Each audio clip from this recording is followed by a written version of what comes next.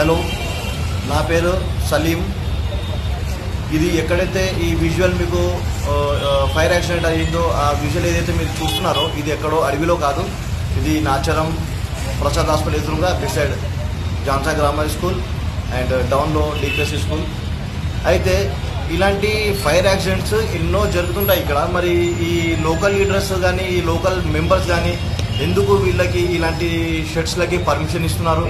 మరి ఇలాంటిది ఎన్నో జరుగుతున్నాయి ఇక్కడ. నేను దాదాపు 25 years నుంచి ఉంటున్నాను ఇక్కడ. ఇలాంటి రెగ్యులర్ జరుగుతూనే ఉంటాయి. రీసెంట్లీ కూడా మేము జిహెచ్ఎంసీ టౌన్ ప్లానింగ్ అధికారి వచ్చి కంప్లైంట్ ఇస్తే వాళ్ళు వచ్చి సర్వే చేసిపోయారు. ఇలాంటి షెల్టర్స్ అందరికీ నోటీసులు ఇస్తామని చెప్పారు. మరి ఏమైందో తెలియదు. మళ్ళీ ఎక్కడ వాళ్ళు అక్కడే సైలెంట్గా ఉన్నారు. ఇలాంటి రెగ్యులర్గా జరుగుతూనే ఉంటాయి. వీళ్ళకి ఎందుకు ఇక్కడ లోకల్ లీడర్స్ ప్రోత్సహిస్తున్నారు?